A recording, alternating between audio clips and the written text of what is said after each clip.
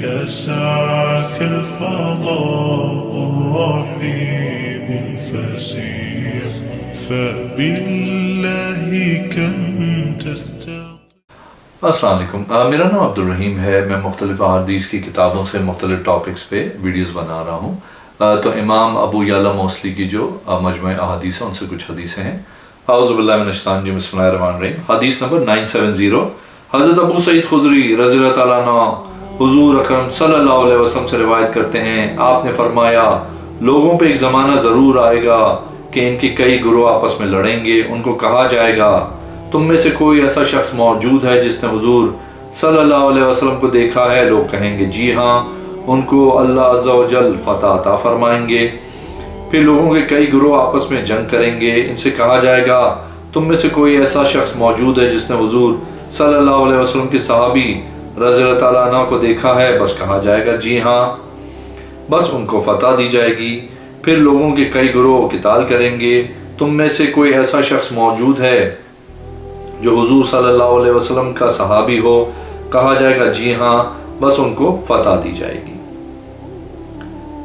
ایک اور حدیث ہے 971. حضرت ابو سعید خدری رضی اللہ تعالیٰ عنہ حضور صلی اللہ علیہ وسلم سے روایت کرتے ہیں کہ آپ نے مسجد کی قبلے کی طرف تھوک دیکھا، پھر اپنے دست مبارک سے صاف کر دیا. پھر فرمایا آدمی اپنے آگے یا دائیں طرف نہ تھوکے. فرمایا اگر تھوکنا ہے تو بائیں جانب یا بائیں قدم کے نیچے تھوک دے. ایک اور حدیث ہے حدیث نمبر 972. حضرت ابو سعید خدری رضی اللہ تعالیٰ عنہ فرماتے ہیں کہ حضور صلی اللہ علیہ وسلم نے 2 بیعوں اور 2 لباسوں سے منع کیا. 2 لباسوں سے جو منع کیا وہ یہ ہیں کہ صرف چادر میں لپٹنا اور آدمی ایک کپڑا لپٹنے اس طرح کہ اس کی شرمگاہ پہ کوئی کپڑا نہ ہو، اور بے ملامسہ اور منابزہ سے منع کیا. ایک اور حدیث ہے 973. حضرت ابو سعید خدری رضی اللہ تعالیٰ عنہ فرماتے ہیں کہ حضور صلی اللہ علیہ وسلم نے صبح کے بعد نماز پڑھنے سے منع فرمایا یہاں تک کہ سورج طلوع ہو جائے، اور عصر کے بعد یہاں تک کہ سورج غروب ہو جائے. ایک اور حدیث ہے 974. حضرت ابو سعید خدری رضی اللہ تعالیٰ عنہ فرماتے ہیں کہ جمعے کے دن ہر بالغ مرد پہ غسل کرنا واجب ہے. ایک اور حدیث ہے 975. حضرت ابو سعید خدری رضی اللہ تعالیٰ عنہ سے روایت ہے کہ 5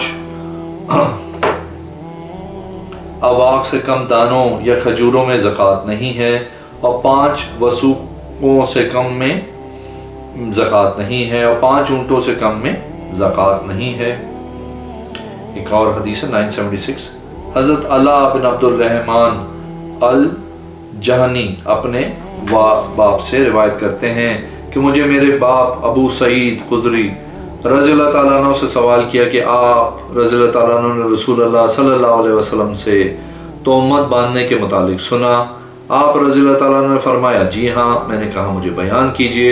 حضرت ابو سعید خدری فرماتے ہیں کہ میں نے حضور صلی اللہ علیہ وسلم سے سنا، آپ صلی اللہ علیہ وسلم نے فرمایا محمد کا تہبند نصف پنڈلی تک ہونا چاہیے، جو پنڈلی اور ٹخنوں کے درمیان ہو تو کوئی حرج نہیں، جو ٹخنوں سے نیچے ہے تو وہ جہنم میں ہے.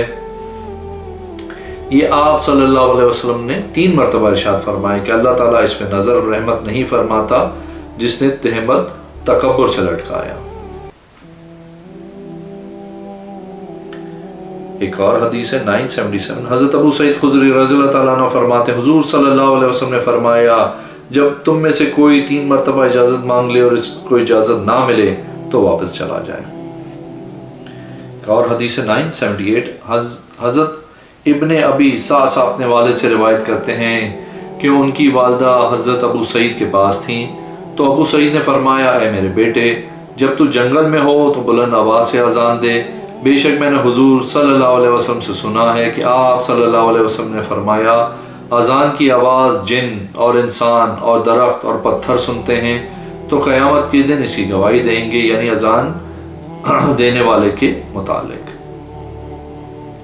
ایک اور حدیث ہے 979. حضرت ابو سعید خدری رضی اللہ تعالیٰ عنہ فرماتے ہیں کہ حضور صلی اللہ علیہ وسلم نے ارشاد فرمایا قریب ہے کہ آدمی کا بہترین مال بکریاں ہو، ان کو لے کے پہاڑوں کی چوٹیوں اور بارش برسنے کی جگہ پہ لے جائے اور اپنے دین کو فتنوں سے بچا لے.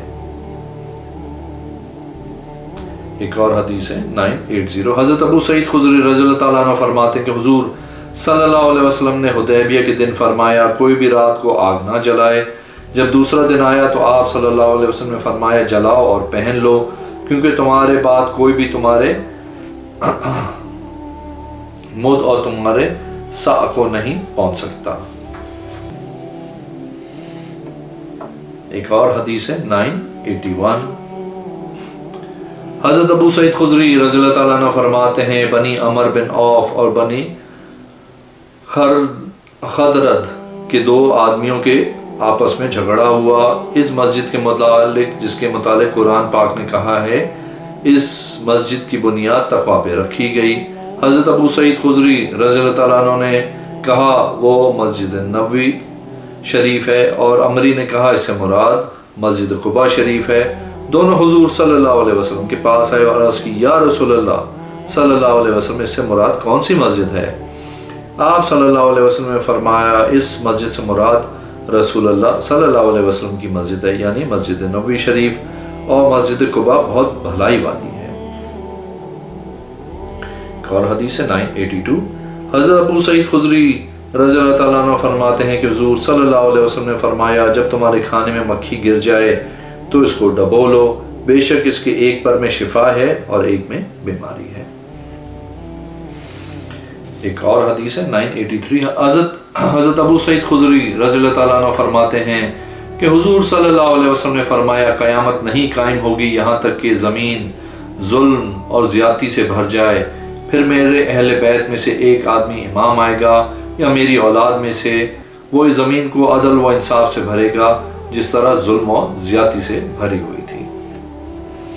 ایک اور حدیث ہے 984.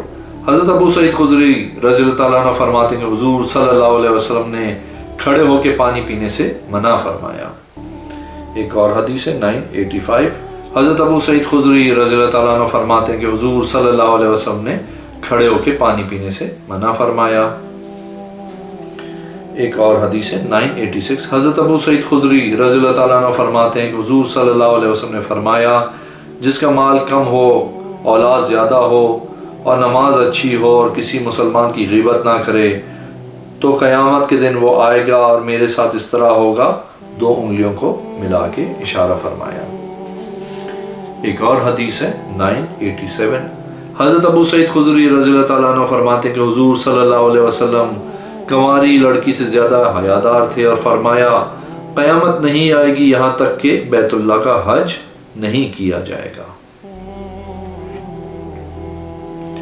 اور حدیث ہے 988.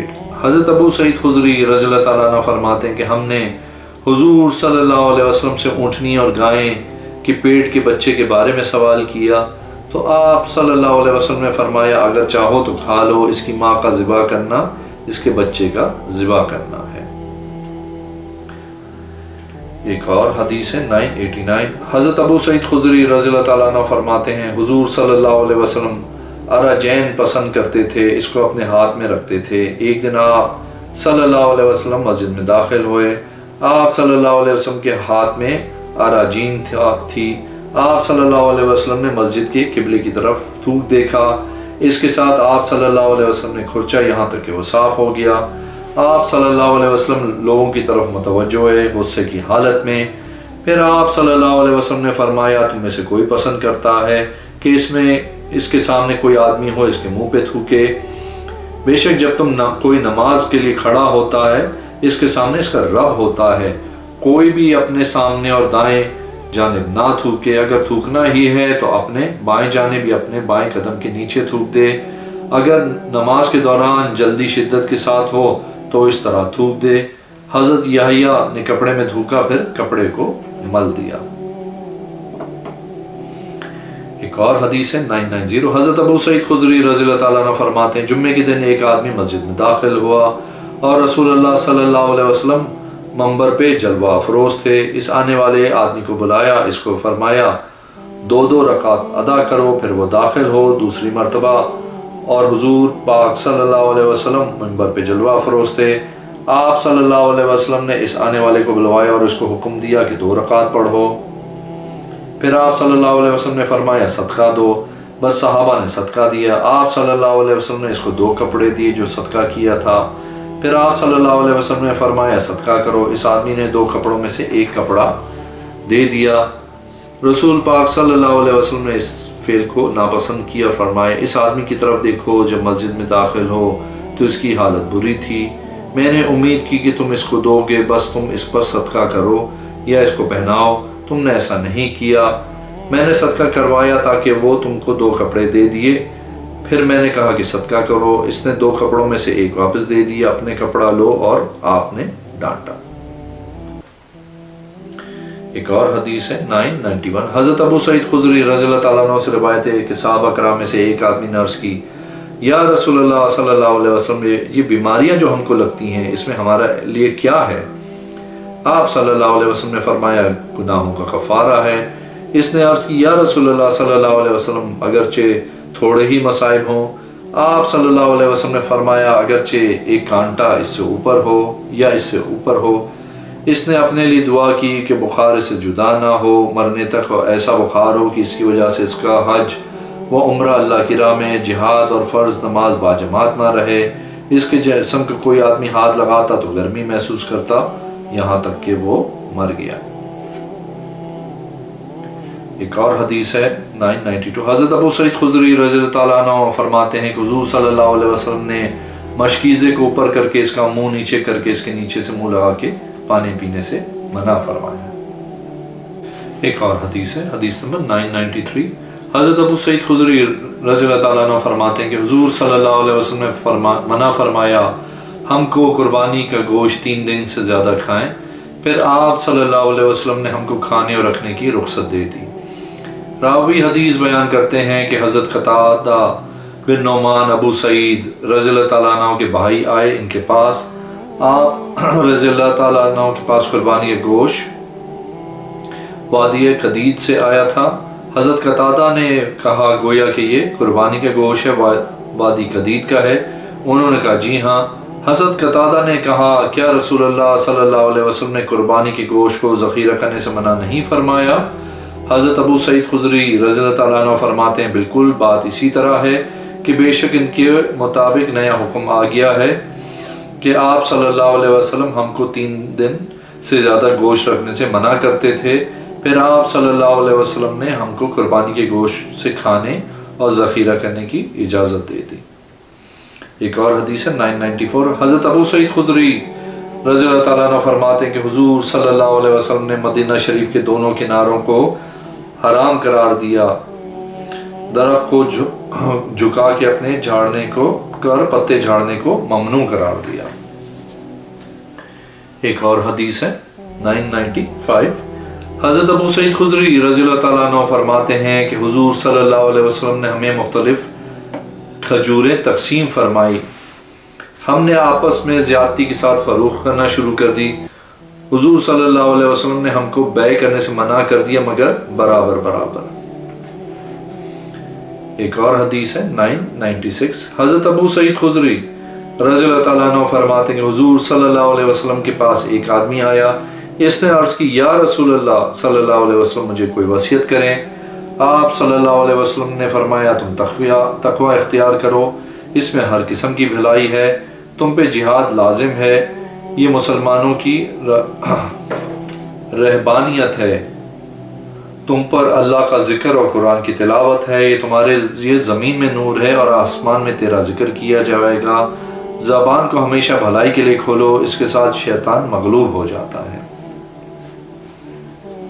ایک اور حدیث ہے 997. حضرت ابو سعید خدری رضی اللہ تعالیٰ عنہ فرماتے ہیں کہ حضور صلی اللہ علیہ وسلم نے فرمایا بے شک ایک آدمی جنت میں داخل ہوگا، اس نے کبھی بھی نیک عمل نہیں کیا ہوگا. اس کے اپنے خاندان والوں کے لوگ کہیں گے جس وقت اس نے کہا اگر میں مر جاؤں تو مجھے جلا دینا، پھر میری راکھ کو آدھے سمندر میں بہا دو، آدھی خشکی میں پھینک دینا. اللہ عز و جل نے خشکی اور سمندر کو حکم دیا تو دونوں نے راکھ کو جمع کیا. اس سے پوچھا گیا تجھے کرنے سے کس نے ابھارا تھا؟ اس نے عرض کی یا الہی تیرے خوف کی وجہ سے کیا تھا، تو اس کی وجہ سے اس کو بخش دیا گیا. ایک اور حدیث ہے 999. حضرت ابو سعید خدری رضی اللہ تعالیٰ عنہ فرماتے ہیں کہ حضور सल्लल्लाहु अलैहि वसल्लम ने फरमाया, लोगों में सबसे ज़्यादा बुलंद दर्जे क़यामत के दिन वो होंगे जो आदिल इमाम होगा, लोगों में सबसे कम दर्जे वाला होगा जो इमाम आदिल नहीं होगा। एक और हदीस है 1000। हज़रत अबू सईद खुदरी रज़ियल्लाहु ताला अन्हु फरमाते कि हुजूर सल्लल्लाहु अलैहि वसल्लम ने फरमाया, 3 आदमियों को देख के अल्लाह खुश होते हैं। रात को तहज्जुद अदा करने वाले लोग जब नमाज के लिए सफ़े बनाते हैं, वो लोग जब जिहाद के लिए सफ़े बनाते हैं।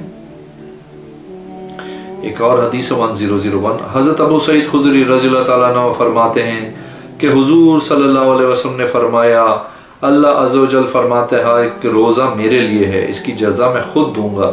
रोज़ेदार के लिए 2 खुशियाँ होती हैं, एक खुशी जब वो इफ्तार करता है, एक खुशी जो जब अल्लाह अज़्ज़ व जल से मुलाकात करेगा। इस ज़ात की कसम जिसके कब्ज़े में मोहम्मद सल्लल्लाहु अलैहि वसल्लम की जान है, रोज़ेदार के मुँह की खुशबू अल्लाह के यहाँ मुश्क खुशबू से ज़्यादा पसंद की जाती है।